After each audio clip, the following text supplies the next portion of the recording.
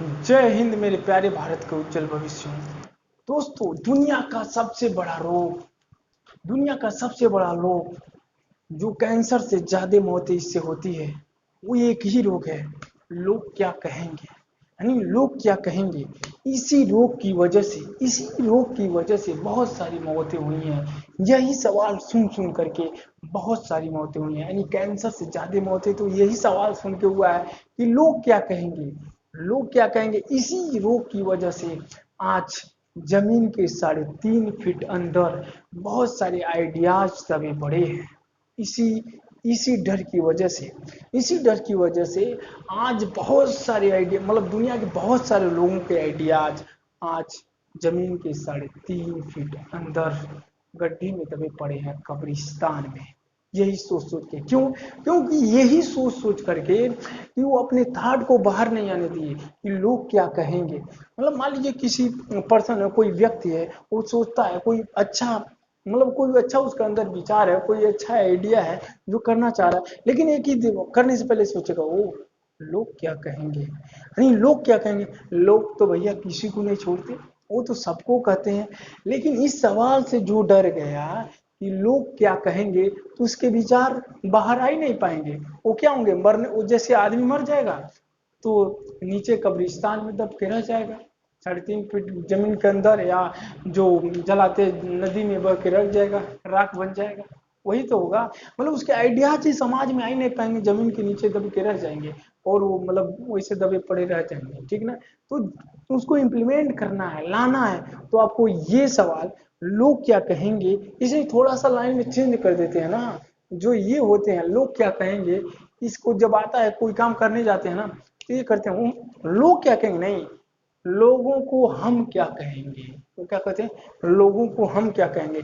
यहाँ पर ये मनाते हैं जो हम कहेंगे वो सुनोगे, वो ये बंदा लोग लोग क्या कहेंगे, नहीं हम क्या कहेंगे।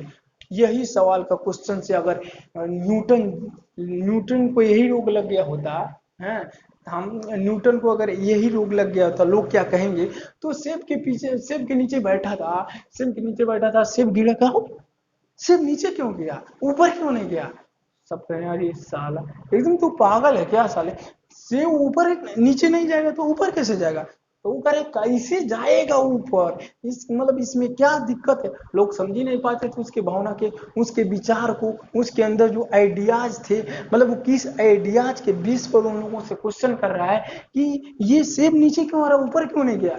वो किस आइडियाज से लोगों से क्वेश्चन पूछ रहा है, लोग समझ ही नहीं पाते थे और उसे गाली देते, बैठ साला, नीचे नहीं, सेब तो हमेशा नीचे गिरता है, नीचे नहीं गिरेगा तो ऊपर जाएगा। इस तरह तरह से सवाल सुनते हैं, लेकिन नहीं, वो कहा लोग क्या कहेंगे वो नहीं सोचा, वहां कहा हम क्या कहेंगे, लोगों से हम क्या कहेंगे, ये फर्क पड़ता है। और न्यूटन ने इसीलिए ठान लिया कि हम क्या कहेंगे, लोग क्या करेंगे डजंट मैटर, कहने दो, लोगों से एक दिन हम क्या कहेंगे वो लोग सुनेंगे। और वही न्यूटन क्या किया, न्यूटन ने रिसर्च किया और आगे चल करके क्या किया, गुरुत्वाकर्षण की खोज कर दी, फिजिक्स के बड़े बड़े रूल दिए, गुरुत्वाकर्षण का रूल दिया, फिजिक्स के बड़े बड़े रूल दिए, न्यूटन ने गति विषयक नियम दिए, जिस पर रॉकेट से जाते हो ना, रॉकेट से क्रिया प्रतिक्रिया का रूल होता है, जिस पर रॉकेट जाते हैं, चांद पर जानते हैं, उसी ब्रेन की सोची हुई शक्ति का कमाल है। अगर वही डर जाता कि लोग क्या कहेंगे, तो लोग क्या कहेंगे सोचता, तो उसके आइडियाज, जो हम चांद पर नहीं जा पाते, गुरुत्वाकर्षण के बारे में जान नहीं पाते, उसका विचार जमीन के 3.5 फीट गड्ढे में दब के रह जाता, कोई जानता भी नहीं, वो चला जाता विचार। लेकिन लोग कहें तुरंत कहना चालू किए। देखिए लोग क्या कहेंगे, तुरंत वो पूछा, तुरंत कहें साले नीचे नहीं तो ऊपर के, मतलब ऊपर नहीं नीचे कैसे, मतलब ऊपर कैसे जाएगा, नीचे नहीं जाएगा तो ऊपर कैसे जाएगा, तो सेब है तो नीचे गिरेगा। लेकिन उसके दिमाग ने, उसके ब्रेन ने न्यूटन को सोचा, गुरुत्वाकर्षण की खोज करा, उसने कितने एक्सपेरिमेंट किए होंगे, कितने मेहनत की होगी उसके लिए, लेकिन वो ठान लिया लोग क्या कहेंगे मुझे फर्क नहीं पड़ता, आप क्या कह रहे हो, हम क्या कहेंगे एक दिन वो फर्क पड़ेगा आप पर। और वो कहा, न्यूटन ने जो कहा, वो आज भी उसी के रूल पर रॉकेट ऊपर जाते हैं, रॉकेट जो बनते हैं, गुरुत्वाकर्षण की खोज किया, 3 गति विषयक 3 नियम दिए, न्यूटन का फर्स्ट लॉ, न्यूटन का सेकेंड लॉ, न्यूटन का थर्ड लॉ, ये बहुत बड़ी बात होती है। आज दुनिया उसी पे चलती है। बात करें कि मान लीजिए वो तो हो गया। एडिसन की बात करें, जो विद्युत बल्ब की खोज करी। आज जो ये लाइट फैन, आज ये लाइट और जो लाइट जल रही है, ये जो पंखा चल रहा है, ये जो टार्च जल रहे हैं, ये जो मतलब लाइट जल रहे हैं, ये सब किसका कमाल है? ये न्यूटन की ब्रेन की सोची गई शक्ति का पावर है। आज सोचो, आज जिस शहर में जिस गली में रह रहे हो, अगर न्यूटन ने, अगर न्यूटन बार बार आ रहा है, अगर एडिसन ने ये जो उसके ब्रेन की सोची हुई उज्जवल ज्वाला ही तो जल रही है। न्यूटन ने कहा, न्यूटन की बार बार, एडिसन ने कहा था कि हम ऐसी चीज बनाएंगे, लोगों से कहा था कि हम ऐसी चीज बनाएंगे कि बिना धुआं का चलेगा, बिना धुआं का चलेगा। लोग करे भाई बिना धुआं का चला, वो कुछ देखे नहीं थे सूर्य के अलावा, तो कहेंगे ये क्या बनाएगा भाई, साला पागल है, क्या बनाएगा। लोग हंसी मनाते थे। लेकिन वही न्यूटन के क्वेश्चन, न्यूटन एडिसन के दिमाग में ही घुमा होता बार बार। एडिसन की जगह पर न्यूटन का, माफ करना, क्या न्यूटन के, बस देखिए फिर न्यूटन का, एडिसन, एडिसन के माइंड में क्या घूम रहा था उस समय? उस समय ये घूम रहा था, हम ऐसी चीज बनाएंगे बगैर धुआं का चलेगा, बगैर बगैर धुआं का चलेगा। लोग कह रहे साला पागल है, ऐसा क्या चीज होता है, वो देखा भी नहीं था। लेकिन अगर वही एडिसन ये सोचकर उसे रोग लग गया होता कि लोग क्या कहेंगे, जब हम लोगों से कहेंगे कि बिना धुआं की चीज बनाएंगे तो लोग क्या कहेंगे, अगर ये सोच लेता ना एडिसन, तो विद्युत बल्ब का नहीं बना पाता, शायद नहीं बना पाता। उसके विचार पृथ्वी के 3.5 फीट गहराइयों में उसके विचार दब के रह जाते, और आज हम जान नहीं पाते। आज पूरी दुनिया अंधकारमय में होती। उसी की ब्रेन की सोची गई थिंकिंग पावर का कमाल है। या जिस घर, जिस गली, जिस शहर में रह रहे हैं, उसी की ब्रेन की थिंकिंग पावर का कमाल है, जो आप उजाला में आपको उसके ब्रेन की थिंकिंग पावर का दिव्य ज्योति आपके घरों में, आपके शहरों में, आपके घरों में जहां भी होंगे, अगर रात को होंगे तो आप लाइट के अंधेरे में है तो उसी ब्रेन की थिंकिंग पावर का दिव्य ज्योति के प्रकाश में आप प्रज्वलित हो रहे होंगे। उसी के ब्रेन का पावर है।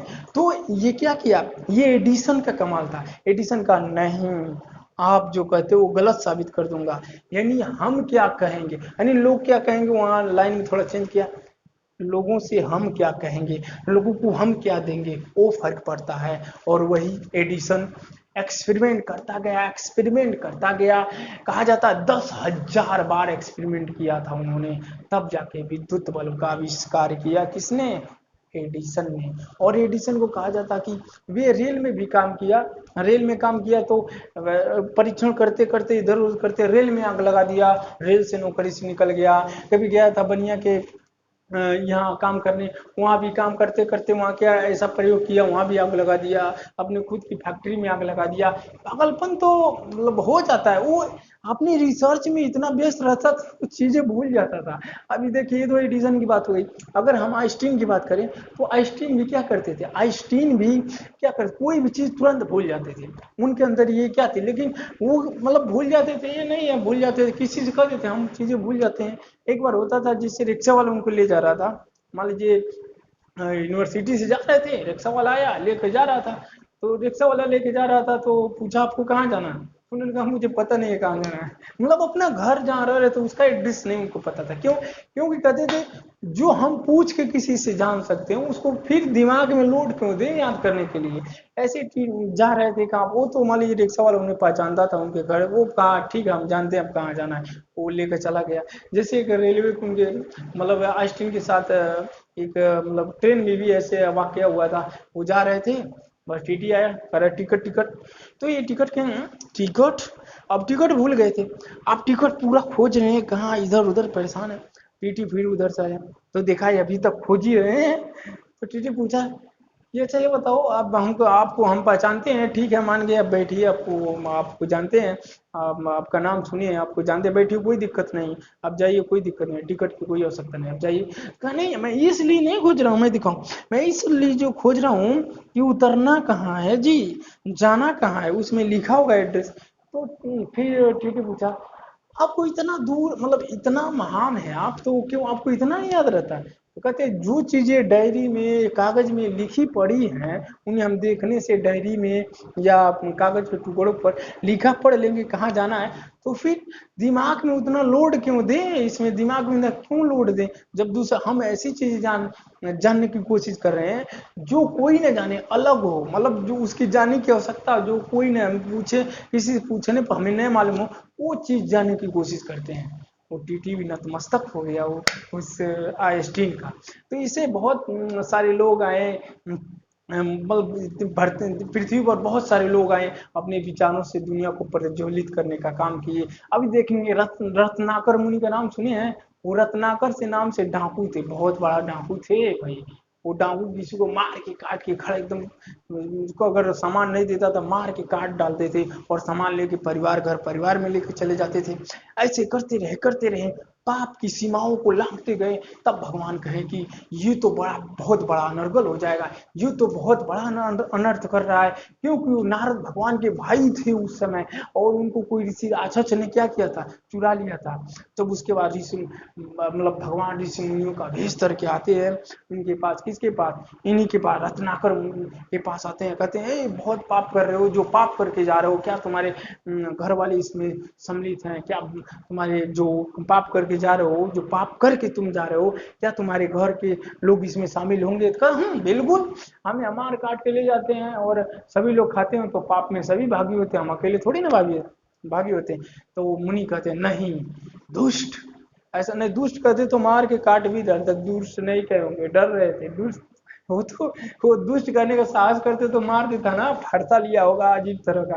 वो दूसरे कहें ऐसे बालक, ठीक है जी एक बार जाओ घर पूछ के आओ कि क्या तुम लेके जाते हो, तो सभी भाग लेते। बताओ अच्छा, हम तुम लोगों को छोड़ के जाएं तुम लोग भागने के लिए, सामान धोने तब मारेंगे उड़ जाए, गर्दना काट देंगे। तो उसके बाद से कहें अच्छा ठीक है, हमें रस्सी से पेड़ में बांधो और चले जाओ, पूछ के आओ। तो उन्होंने बांध दिया पूरा रस्सी से और गया, घर से पूछ के आया। सबसे पहले उन्होंने बीवी से पूछा, अरे फलानी सुनो, हम लेकर आते हैं जो पाप करके मार काट के लोगों को मतलब छोड़ छीन के, तो ये पाप करते हैं, तो पाप में तुम भी भागी हो ना? तो कहते हैं आपका दायित्व, आपका धर्म है हमें खिलाना, आप जहां से आप अच्छे कर्म कर खिलाओ, हम थोड़ी ना कहते हैं कि लोगों को मार के काट के ला के खिलाओ, तुम अच्छे कर्म करके मेहनत करके ला कर खिलाओ, तुम्हारा कर्तव्य है, तुम्हारा धर्म है।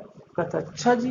उसके बाद बच्चे से पूछता, बच्चे का ही जवाब होता, उसके माता पिता से पूछता, माता पिता का ही जवाब होता, भागते दौड़ते फिर जाता है और ऋषि मुनियों का गोड़ छान लेता। कहता आप हमारे भगवान हो, वास्तव में भगवान थे, आप हमारे भगवान हो, बताओ हमें क्या करें, हम तो बहुत बड़ा अनर्गल कर दिए, बहुत बड़ा पाप कर दिए, उसमें तो कोई भागी ही नहीं है। तो उन्होंने कहा इसका प्रायश्चित का, तो कहे राम राम कहो, तुम्हें इसके प्रायश्चित के लिए बहुत तपस्या करना होगा, क्या तुम कर लोगे? तो वो रत्नाकर, जो बालक वो रत्नाकर, और उस समय 45 साल की अवस्था उनकी हो गई थी, वो मुनि राम राम कहने की जगह मारा मारा कर रहा था, इतना उसके खून सवार था, लोगों को मारा था, काटा था, अस्थायी रहचर बन चुका था रत्नाकर। उनके मुख से राम की जगह मारा मारा शब्द निकलने लगा। लेकिन वही रत्नाकर मुनि अथक प्रयास, यानी 45 साल की अवस्था में सुधर के, यानी ऋषि मुनियों का मार्गदर्शन अच्छा मिलता है, यानी जब गुरु का मार्गदर्शन अच्छा मिल जाए तो काम क्या होता है, जरा आगे सुनिए। रत्नाकर, वही रत्नाकर मुनि 45 साल की अवस्था से सुधर के ऋषि वाल्मीकि बन जाते हैं और वाल्मीकि ही ईश्वर की जीवनी को ही लिख डालते हैं। यानी क्या था, यानी डाकू कहाँ, डाकू बदमाश, लोगों को काटने मारने वाला, खून छीनने वाला, वो इतना सुधर गया कि सीधे भगवान की जीवनी को ही लिख डाला। वाल्मीकि, यानी कहा जाता है वाल्मीकि जैसा इंसान 45 साल की अवस्था से वाल्मीकि जैसा इंसान सुधर करके ईश्वर की जीवनी को लिख सकता है, तो फिर तुम्हारे जैसा इंसान क्या नहीं कर सकता? दुनिया में कोई चीज मुमकिन नहीं है। ये हंस, देखिए, हे हंस, दूध और पानी को अलग करने में यदि तू ही आलस्य करता है तो फिर इस दुनिया की देखभाल कौन करेगा? इस स्लोगन से ऋषि मुनि ने भगवान की जीवनी को लिख दिया। जो जीवन में कोई भी काम छोटा, कोई भी काम बड़ा नहीं होता। ये क्वेश्चन लोग क्या कहेंगे दुनिया का सबसे बड़ा रोग है, इसे निकालिए। लोग कहेंगे, लोग कहते रहेंगे, लेकिन ये फर्क नहीं पड़ता। ये जब भी कोई भी नया काम करिए, आपके दिमाग में ये सोच आए कि लोग क्या कहेंगे, वहां पर थोड़ा भी लाइन में चेंजिंग कर दीजिए कि लोगों से हम क्या कहेंगे। यानी जो कार्य कर रहे हैं उस कार्य में लोग क्या कहेंगे नहीं, एक कार्य में लोगों से हम क्या कहेंगे वो फर्क पड़ता है।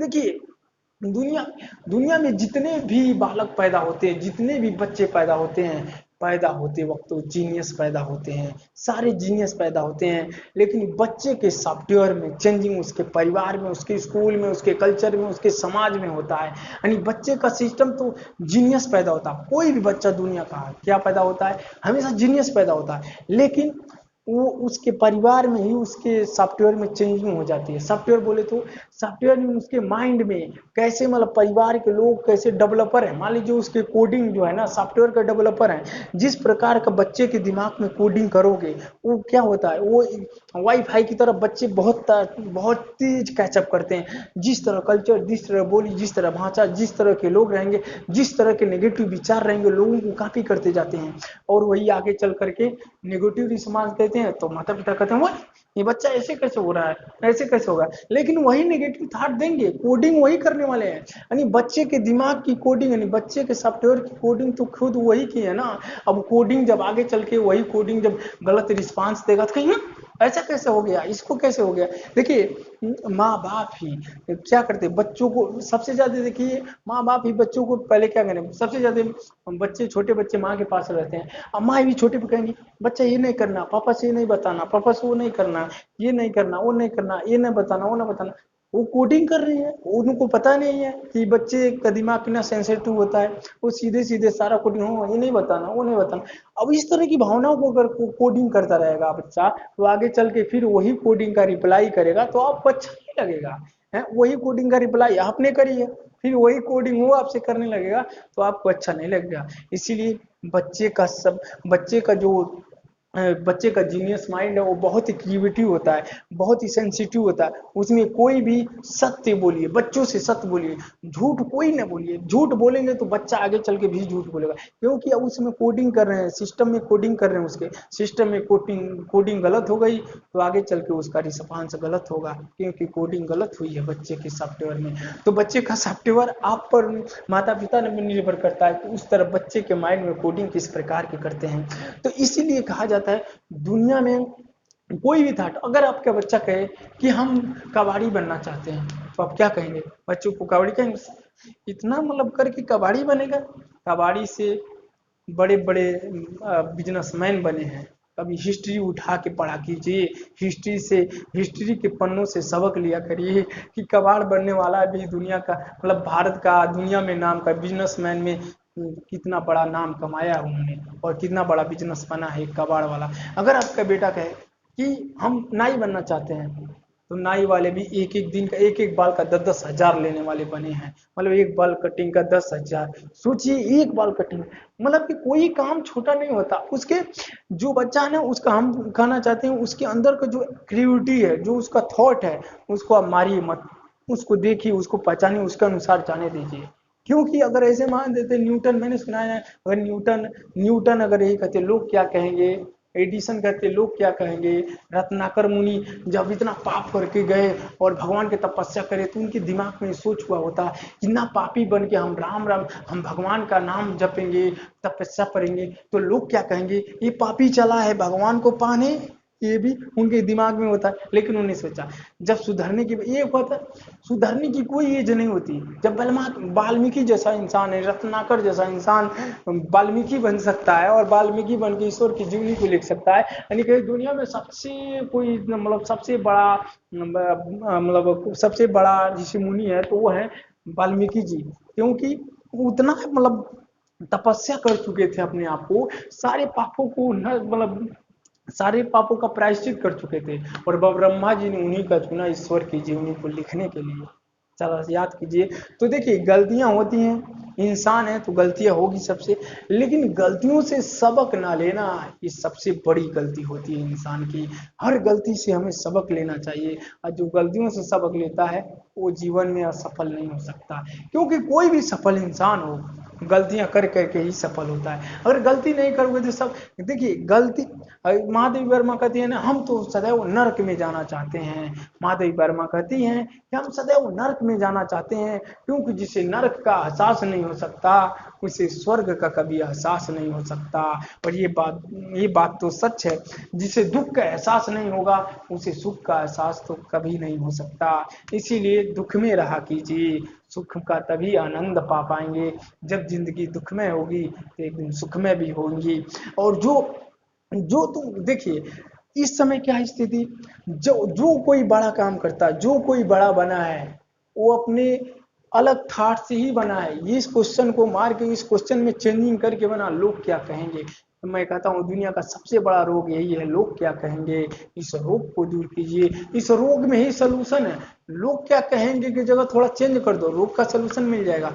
लोगों से हम क्या कहेंगे, इसका सोल्यूशन उसी में मिल जाता है। और उसके पीछे लग जाओ, कोई भी काम कर रहे हो, जो काम आप कर रहे हो और ये माइंड में होता ये काम करेंगे तो लोग क्या कहेंगे, वहां सीधे कहो हम वो काम करेंगे तो लोगों से हम क्या कहेंगे, उसका सोल्यूशन वही मिल जाता है। तो जय हिंद, मिलते हैं किसी अगली वीडियो में। अगर ये वीडियो आपको पसंद आए ना तो यार लोगों तक पहुंचाओ, लोगों तक पहुंचाओ, क्योंकि जागरूकता लाना है। अगर वीडियो आपको ये मतलब सोच रहे हैं कि वीडियो देख के आपको कोई नॉलेज मिले या दूसरों को कोई नॉलेज होना चाहिए, अब वीडियो में ऐसी चीजें हैं कि आपको देख के बहुत सारी चीजों का ज्ञान हुआ, बहुत सारी चीजों को सीखना चाहिए और सारे बच्चे उनको सीखना चाहिए, तो फिर आगे अपना शेयर कर सकते हैं। और नहीं तो आपको पसंद नहीं हो तो आप जो मर्जी हो कीजिए, आपका अधिकार है। मेरा जो अधिकार है मैं हम कर रहे हैं, आपका जो अधिकार है आप कीजिए।